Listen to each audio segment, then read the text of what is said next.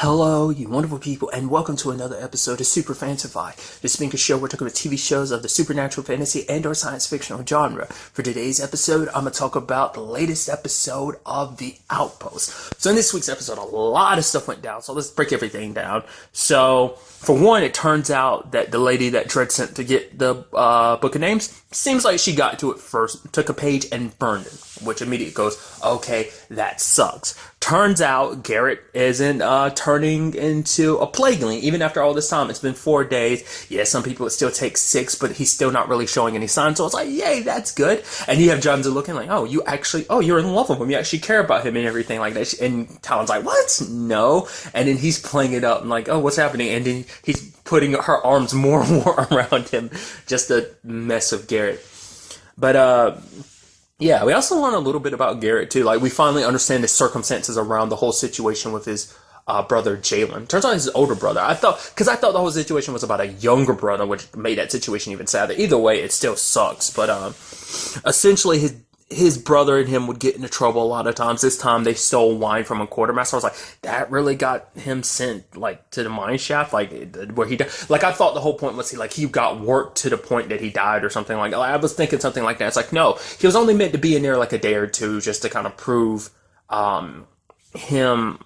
just to prove a lesson or something. But sadly, all the people Withers had ever locked up down there found out and just beat him to death, which is kind of like, that just sucks. You know, because it's like, you can kind of understand why Garrett's kind of going through so much of his life resenting his father, especially after that. We know that's one of the main reasons he resents his father is because of that. Because it was up to his dad after their mom died when he was young. Like, it was up to him to take care of them, and he didn't. He failed. And, you know, that's why Garrett hates him so much. One of many reasons, I'm sure.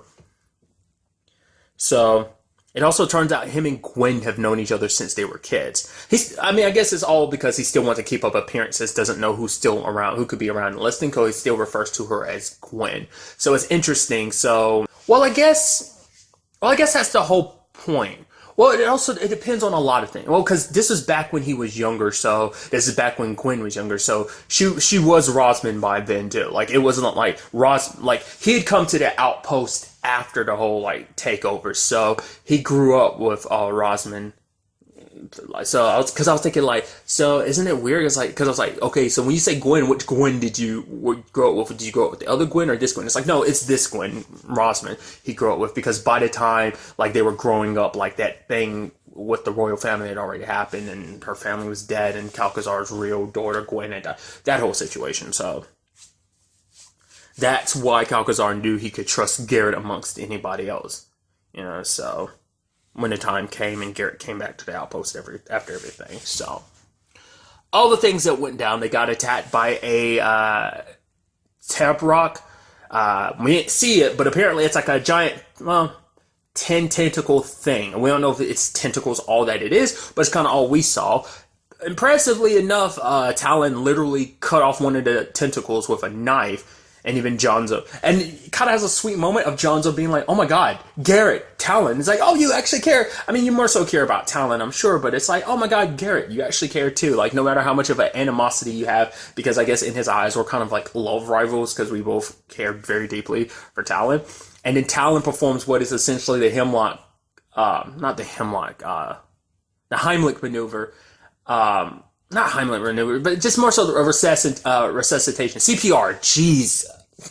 I had a brain fart on that. Sorry. And talking about like beating on someone's chest and then kissing him. It's like, oh, and Johnson's like, oh, you're going to kiss him back to life, and it works. And he's like, well, gee. And Garrett's like, oh, I had a dream that you kissed me. Yes, she kissed you back to life. That's all it was. Don't get it confused. Then, as they're treading forward, there's a lot of stuff that comes up, too, about, you know, essentially Talon ends up questioning Garrett's motive, which he's kind of been very clear from the beginning why he's here. It's like, well, he doesn't want to be around Gwen while he's, if it ends up that he turns, then there's a whole situation with, like, well, if I want to be here to protect you and help you with this because I want to help you get the book of names. And it's like, oh, so that's what this is all about, you know, just so I can help. This is helping me is just part of your mission. And it's like, it's more than that, Talon. Like, I mean, this is so much more than that, because it's like what you can do could change the tides of this world. It could bring the Prime Order to an end. It can change everything. But at the same time, it's also like, I am here because I want to be. Gwen didn't ask me to be here. If she had it, like, Gwen would want me to stay there. She wouldn't want me to do this. Like, just in case this is the last bit of my time, she'd want me to spend it with her. So, but, you know, like I say, he's not hiding his motives, because obviously he cares about Talon and he wants to protect her and be there to help her in any shape or form. But also, like, this, what she can do with this book of names could change everything, you know? So there's that. And poor Jonzo kind of got like a shot to the heart, because he's blaming himself during that whole Terp Rock situation where it's kind of like, oh, I was a coward. And she's like, no, you're not a coward. What kind of coward would travel into Grayskin territory to help his best friend? And then Jonzo's like, best friend? And it's like, oh man, which is so cruel, because it's like Talon's kind of in between. Like, you know, it's like, you know, she probably leans more towards Garrett, but she does care about Jonzo as well. And it's just kind of like like I said, it's a murky love triangle situation. Once again, kind of a love score if you want to bring in like the grand scheme of everything, because then including Gwen. But nevertheless, they end up getting attacked by Grayskins, which that turns into an interesting event on multiple levels. One, the fact of the matter is they could smell it in Garrett, him being a plagueling, and so they were trying to shove Calypso in his face. They only were offering it to Garrett, which is something I keep bringing up. I think Calypso must have something to do with it, because we saw that with Kales, like he had Calypso, like, after he was bitten. Like, the plaguelings must eventually die off in people. Calypso is such a widespread drug, because I'm thinking that's why the Grayskins probably give it to humans, because they know it will infect humans. It's an infection that will basically, it's a drug they're addicted to. It seems like it's a combination of many things. Like, maybe it's like the plagueling virus has to be inside of you, and then, like, so what they were probably hoping was, because they were like, oh, he's spoiled meat already, so why even bother? Like, we'll send him back out there to kind of spread the virus more, so give him Calypso, so it'll agitate the condition so that he'll end up turning plagueling and spread it even further. It's kind of the whole point. Like, because that was kind of the whole thing. It's like, why would they willingly sell Calypso to humans? Like, what benefit are they getting from that? And it's like, because they're trying to wipe out the human race by turning them into monsters, and they're spreading it through the plagueling virus, which is connected to Calypso. Maybe it started with Calypso, because it all comes down to an origin point, because it also comes down to where did they get the Calypso from. So I think it's a combination of the two, or at the very least, Calypso puts it in your system of like, hey, like, it starts there, but given enough time, it can eventually grow into the plagueling virus or something. I don't know.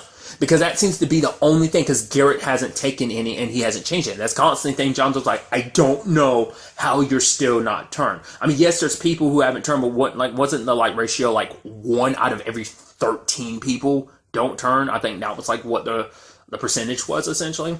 What's also interesting about that scene too is the fact is that Jonzo was like, I've never seen the ocean. I've never been with a woman, and Talon and Garrett both turn and be like, wait, what? Never? And he felt so bad for him. And he's also like, that's another thing I've never done. I've never done Calypso. So, in the circumstances, Talon summons Batharo and he sets them free and ends up holding off the Grayskins until sadly he is overwhelmed and killed. Because even as tough and powerful as the thing is, it isn't something like some end all be all like unkillable thing. It is a thing that can be hurt. We saw an arrow could hurt it. And it seems like we see it kind of die, which is very heartbreaking on many different levels. For Talon, it's like, because Garrett's like, no, it sacrificed itself for our lives. But it's like, no, it didn't. It literally had no choice. I sent it to its death. And because it has no choice but to obey my command, it's not like it willingly sacrificed itself. It's not like we were friends. It had to follow my commands. And she's like, she feels so bad that she got it killed. And now there's the whole situation with the Book of Names. She doesn't want to use it because it would just lead to more killing. And it's like, killing isn't what she wants to do on a grand scale. Like, she doesn't want to be part of some war, this constant fighting that would get people killed. Especially in that case, a group of creatures, the Lakiri, that want nothing to do with this fight, that she would be forcing into this fight, you know? Because she wanted her revenge, and that was simply that. She didn't want to kind of it to become more than that. That's all she's ever dreamed about, was her revenge on the people that killed her family, and she got it on the bones, but obviously there's more to it with dread and everything. So, I mean, for Talon, she's beyond that revenge. She's probably never saw much of a future. She's never really thought about one, because that's been her only goal for like the past, essentially 13 years. So, it's a very complicated situation because even John's trying to be like, hey, just because you get the book doesn't mean you have to use it, because that's all the Smith asked you to do is find them. They find the book burned. But it is kind of interesting because I was like, I guess it's just to make them realize that the book is still there, but it's like, because the spine of the book was still left, and it turns out, the reason why is because it was meant to, because it hides what is essentially, potentially, the real Book of Names. It looks like a shard of some, like, rocky material or something. I was thinking, like, when they first pulled it out, I was like, is that a key or something? But apparently that's the Book of Names, like, I don't know, maybe it's connected to the thing that's inside of her that lets her use, open the portal. Maybe like that combined with that, like she can read it. I mean, maybe, I don't know. Because it's like, how is that the Book of Names? Like, not unless it's like a rock of knowledge, like I could say, I don't know, like, I mean, to be fair, there's also the aspect of maybe if she adds her black blood to it, maybe. But it's such a small thing, so how can an army of Lakiri's names be written on it? So that begs the question too. So we'll see. In the end, they kind of figured it out because like Garrett started thinking about it. It's like, why would they send someone to burn the book? Why not just kill you? It's like, well, they sent the bones after me. It's like, but still, like, they did that. Why not still come after you anyway? Because that's a lot easier than trying to track down a book and just burn it. I mean, even though they can't use it, sure, but wouldn't killing you be the most important thing? And then they kind of figure out, like, there must be an army marching an outpost. Sadly, that army's already there, so they're trying to rush back to the outpost. While at the outpost, quite a few things go down. The Prime Order is kind of running amok. And it's kind of interesting that Dredd has his weird principles and stuff like that. It's like, drinking and whoring and blah, blah, blah, blah here is such a disgusting thing. Like, he destroys all the alcohol because it's like, it makes men forget their place and stuff like that. It's like, who knew you were such a prude? It's like, this coming from the asshole who slaughters people? Like, it's like, you have some twisted moral compass, dude. That's one of your issues. And then he's trying to make Eleanor feel like crap because it's like, you might have been something before, but you're nothing now. Then there's the whole, like, Rosman and Naya situation where she's kind of like, she grew up in the capital. Things weren't great under Rosman's dad, but they're worse with the Prime Order. And she's like, okay, I'll help. I'm like, oh my god, that's great. And it turns out it's like, you're betraying her. I was like, tell me you just happened to get captured or something like that. You're not going to sell her out. I was like, or maybe you secretly got Dano, who was with Wither. So I'm like, oh my god, you must have, no, you are betraying them. And it's like, you were the inside man. And it's like, of course you were. Because that's something I kept bringing up. It's something I kept forgetting too. It's like someone let Dredd know what was going on inside of the outpost, and it's like, how could I'm such an idiot, because he knew stuff was going down in the outpost because of the letter Withers sent about Toru Magmore. And then it was like, okay, so Naya got brought into this whole situation after Lily died, Rosman's friend and previous servant, and it's like, that was an excuse to get her inside, to tell him what was going on. That's why he came. That's why he did what he did. He didn't know 100% of what Calcatar was up to, but he knew enough because of Naya, which, in retrospect, it has to make her feel bad, because when it's all said and done, she's gotten so many people killed. She's the reason why things have kind of turned the way they did. But in her own eyes, it's like, it's her way of being useful to the Prime Order, because like her family will suffer. Wasn't it like her mom and her sister or brother, like one of her siblings, a sibling and like her mom are locked up and she's doing whatever she can or has to save them, and it's getting a lot of people killed. It led to things happening the way they have been. She even kind of messes up the revolution at the end, but I'll kind of get to that soon enough. And it's like, a lot of people are dying or getting hurt because of you. Part of me is kind of like, wouldn't you rather be on this side that's like, I guess because in her mind it's like, they're going to win this, so why even bother trying to choose the other team? The other team is definitely going to get wiped out, so pick the winning side, essentially. I hope that guilt is, I'm curious to see, because Rosman, I don't know if she really knows about Naya's betrayal or not. because it didn't come up in conversations like, oh, did you ever get Naya? Like, nah, she never tracked me or Dano down. I don't know what you're talking about. I don't know who the hell that is. And it's like, did she find out? I mean, we don't see that conversation happen, but I'm curious to know, because if she doesn't know, that means later on when she sees Naya, she might think Naya's on her side. She's like, oh, I managed to get away, blah, blah, blah, blah, blah, and try and trick Rosman. So there's that whole situation. So, but secretly, Withers is helping her, and I love Rosman being like, oh, you're trying to help me escape. Well, why did you say something in the first place? He's like, dude, you wouldn't shut up long enough for me to say anything to you. So that was kind of nice. And for him, it's he wants them. He's trying to make things right. And, this place is his home, and his father's father was here, and he's not going to let those bastards, kind of run it. So in the end, he's staying behind and fighting, and Syl is getting Rosmond out. I'm wondering, I assume, well, I doubt that was, I'm wondering, was that orchestrated all by Eleanor or not? It makes you wonder, because when it was all said and done, Syl is one of Eleanor's people, but at the same time, it's like, they probably heard about what's happening, and they decided to take advantage of this. I'm kind of thinking it's more so the Eleanor thing, because Eleanor knows about the Black Blood too, because, well, no, did she see it when Johnson was trying to clean it up? I know Withers did, so she probably doesn't really know anything about the Black Blood situation. Even if she did, not like she really wants to help them anyway. But I love the conversation when Withers gets there with his people, and she's like, okay, so what's your plan? He's like, okay, we're going to take back the Nightshade. Okay. She's like, and then? He's like, then we're going to take back the Outpost. He's like, okay, and then? And he's like, and then most likely the Prime Order will send an army that will end up killing us all. It's like, okay, great to know that you've thought this all through. But then he's kind of like, yeah, but wouldn't you rather go down, at least fighting? Because when it's all said and done, no matter what you do, they're not fond of you. They will kill you too. So it's not like there's any, he's not going to keep you around, because you can bake good cakes or whatever, So it's kind of like, this is your home too. Don't you want to, go out fighting? And she's like, fine. And he kisses her and it's like, hell yeah, let's go. So I thought that was kind of pretty neat.